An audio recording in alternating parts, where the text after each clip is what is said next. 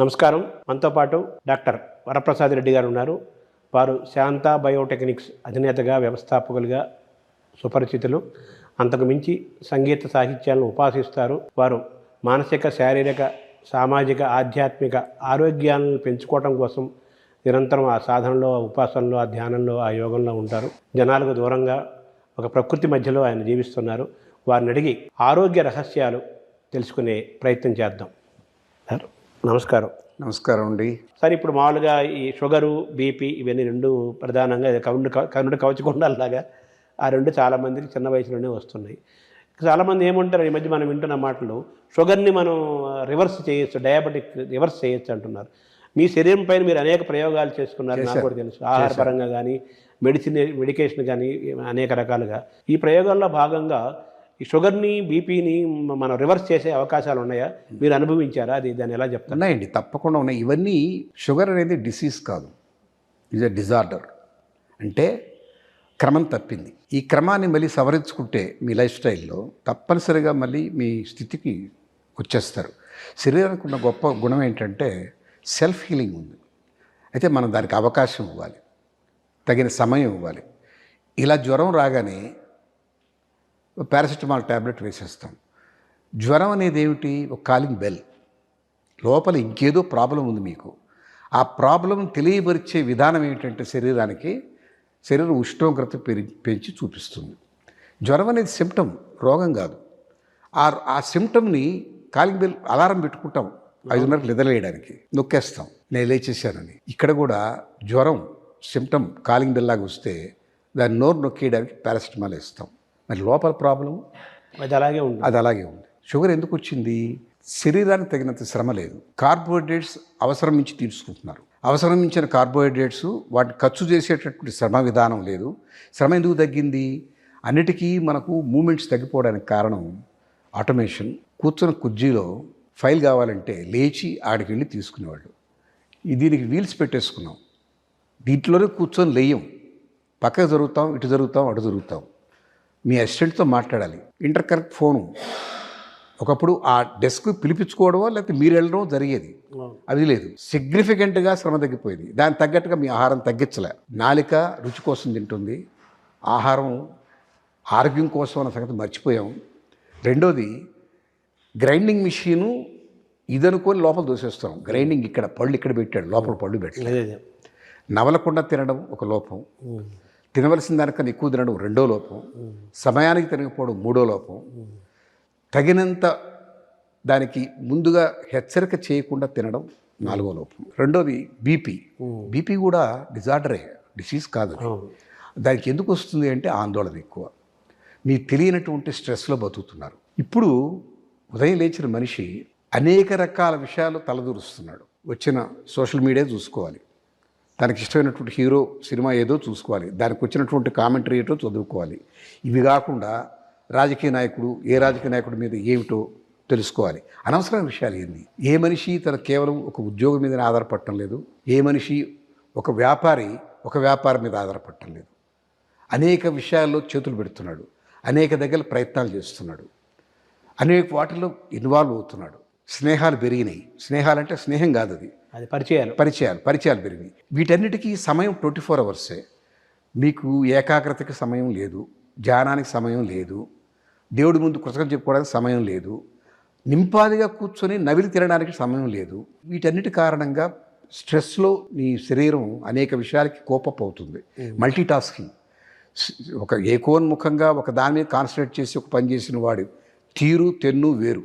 So వీటి మీద control కావాలంటే మళ్ళీ తిరిగి మీరు నడక ప్రారంభించాలి. నడక అన్నిటికన్నా బెస్ట్ ఎక్సర్సైజ్. ఆ తర్వాత కొద్దిపాటి ఎక్సర్సైజులు చేయాలి. ఎక్సర్సైజ్ ఎందుకు చేయాలంటే మీరు తిన్నటువంటి కార్బోహైడ్రేట్స్ గ్లూకోజ్గా మారుతాయి. గ్లూకోజ్ ఎక్కడ స్టోర్ చేయాలి అని ఎత్తుక్కుంటుంది. ఎక్కడ బ్యూరో ఉంటే అక్కడ పెట్టుకుంటాయి. ప్లేస్ కావాలి దానికి. ఎక్కడ పెట్టుకోవడానికి కండలు శ్రమ చేసినప్పుడు ఇక్కడ ఈ అన్ని మజిల్స్ వాటికి శక్తి కావాలి కాబట్టి నాకు కొంత బ్యాలెన్స్ పెట్టు అడుగుతాయి ఈ గ్లూకోజ్ని. శరీరాన్ని మనం వినాలి. అవి అడుగుతుంటే ఏ శ్రమ చేయకపోతే ఇక్కడ కండ రానప్పుడు నాకు అనవసరం ఉంటుంది. అది చివరికి ఎక్కడ దొరకపోతే లివర్లో పడేస్తుంది. లివర్లో పడేస్తే లివర్ ఫ్యాటీ లివర్ అయిపోతుంది. అందుకని ఎక్సర్సైజ్ అవసరం. మీరు బీరువాలు ఓపెన్ చేసి పెట్టాలి. నడిచి పిక్కల ద్వారా, వెయిట్స్ ఎత్తి, బైసెప్స్ ద్వారా, అదే డంబెల్స్ చేసి వీటన్నిటి ద్వారా మీరు భుజాలకి, నడుముకి, కాళ్ళకి, తొడలకి శ్రమ కల్పిస్తే అవన్నీ స్టోర్ హౌస్ అవుతాయి. మీరు తిన్నటువంటి కార్బోహైడ్రేట్స్ని అక్కడికి వెళ్ళి కూర్చుంటాయి హాయిగా. మీరు నడవడానికి శక్తినిస్తాయి. అవేమి షుగర్ పెంచవు. ఎక్కడ స్థలం లేనప్పుడు బ్లడ్లో కలిసిపోద్ది, లివర్లో కలిసిపోద్ది. అప్పుడే షుగర్ వస్తుంది. సహజంగా జరుగుతుంది. మీరు ఎక్సర్సైజ్ చేయాలి, నడవాలి. తర్వాత ఈ ఆందోళన తగ్గించుకోవడానికి ఒక ఆధ్యాత్మిక చింతన, ఒక మంచి పుస్తకం చదువుకోవడం, లేదా ధ్యానం చేసుకోవడం. ధ్యానం చేసుకుంటే ఆ ప్రశాంతత వచ్చేస్తుంది ఆటోమేటిక్గా. ఏ విషయం మనసులోకి రానివ్వకండి. అవి చేసుకుంటే ఇవి తప్పకుండా రివర్స్ అవుతాయి. నేను దాన్ని రుజువు చేశాను.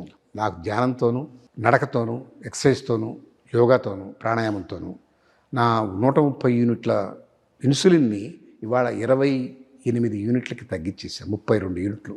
కేవలం ఇదే ప్రాసెస్. మందులు వాడటం లేదా? లేదు, నో మందులు. 32 యూనిట్లు. బీపీకి వాడటం లేదు, షుగర్ లేదా మీకు అసలు? బీపీ ఎప్పుడు లేదు నాకు. బీపీ నాకు అది నా అదృష్టం ఏంటంటే నాకు అనేక వ్యాపకాలు లేవు. ఒక శాంతయే, వేరే వ్యాపకమే లేదు. నేను వేరే వ్యాపారాలు తలబెట్టలేదు. షేర్ మార్కెట్ ఎలా అవుతున్నాయని ఆందోళన పడలేదు. బాంబే స్టాక్ ఏమైందిరా, అమ్మ ఏమైంది ఇవాళ ఆ వరే లేదు. కనుక నాకు బీపీ ఏనాడు లేదు. షుగర్ మాత్రం వచ్చింది. ఆ షుగర్ తగ్గించుకోవడానికి ప్రయత్నం చేశాను. బాగా అంటే ఈ డయాబెటిక్స్ని రివర్స్ చేయడంలో ఎన్ని మెడిసిన్స్ వాడకుండా ఇవన్నీ ఇలా ప్రాక్టీస్ చేస్తూ మీరు రివర్స్ చేసుకున్నాను, తగ్గించాను. అంటే 100% తగ్గదు. ఇంకా కొంత ప్యాన్క్రియాస్ ఇంకా అలవాటు పడాలి. అంటే ఇన్సులిన్ ప్రొడక్షన్ తగ్గిపోయింది కదా పాత జీవితం వల్ల. అది తిరిగి గేట్ ఓపెన్ చేయమని చెప్పి అడుగుతున్నాను. శ్రమ చేస్తున్నాను, నడుస్తున్నాను, యోగా చేస్తున్నాను, పరిమిత ఆహారం తీసుకుంటున్నాను. ఓకే లెట్ మీ వేకప్ అంటుంది అది. ఆ ప్యాన్క్రియాస్ వేకప్ అయ్యే రోజు వస్తుంది, మహా అయితే ఇంకో 6 నెలలు. అప్పుడు నాకు ఈ ఇన్సులిన్ కూడా అక్కర్లేదు. కోపం కూడా ఎక్కువ కదా మీకు, దాన్ని ఎలా కంట్రోల్ చేస్తారు? కోపం అనే దానికన్నా అసహనం ఎక్కువ ఉంటుంది. అది ఆ అసహనమే ఇరిటేషన్, శృతి మించితే కోపం కింద కనిపిస్తుంది. నేను ధ్యానంతో సాధించాను అది. నేను ధ్యానంలో అర్థం చేసుకుంది ఏంటంటే ప్రతి మనిషిని దేవుడే నిర్ణయించాడు. వాడు ఏ పాత్ర పోషించాలో చెప్పాడు.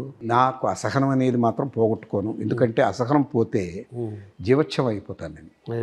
ఎక్కడ నాకు నచ్చదో అక్కడ నేను చెప్తాను. ధర్మాగ్రహం అంటారు, చెప్పాలి. నాన్న ఇది కరెక్ట్ పద్ధతి కాదు.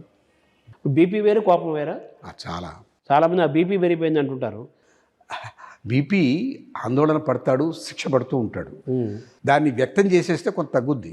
కానీ వ్యక్తం చేసినప్పుడు ఎదుటి మనిషికి పాస్ అవుద్ది కదా ఆ పాపం. అందుకని జపాన్లో ఒక పద్ధతి ఉంది. వాడికి చాలా కోపాలు వస్తాయి, బాధలు వస్తాయి. వాళ్ళకి కొన్ని ప్లేసెస్ క్రియేట్ చేసి పెట్టుకున్నారు. ఆఫీస్ నుంచి వస్తూ వాడు బొమ్మలు ఉంటాయి. కర్ర తీసుకుని కొడతాడు ఆ బొమ్మని, ఆ కోపాన్ని తీర్చుకుంటాడు. రాయేసి కొడతాడు దాన్ని. దాన్ని ఏమనాలంటే ఆ కోపాన్ని తగ్గించుకునే సెంటర్స్ పెట్టారు వాళ్ళు. దాంట్లో భాగమే కొంచెం విపరీత దూరంలోకి వెళ్ళి గైషాలు కూడా పెట్టుకున్నారు. అంటే ఇంట్లో భార్యతో తలనొప్పి చాలా సేవ చేసి కాళ్ళు ఉత్తి, అంతకన్నా ఏమి ఉండదు. అంతకన్నా మించినవి వచ్చినాయి, ఇటీవలు వచ్చినాయి. దీన్ని బట్టి అర్థం ఏమిటి, మనకు వస్తాయి, వాటిని కంట్రోల్ చేసుకోవాలి.